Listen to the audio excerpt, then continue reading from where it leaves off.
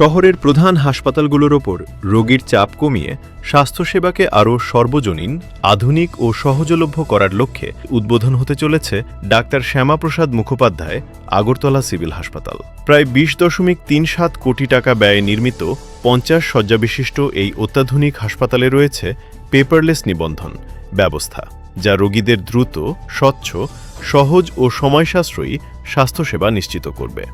আধুনিক চিকিৎসা পরিকাঠামো ও উন্নত পরিষেবার মাধ্যমে সাধারণ মানুষের কাছে মানসম্মত স্বাস্থ্যসেবা পৌঁছে দেওয়াই এই হাসপাতালের মূল লক্ষ্য।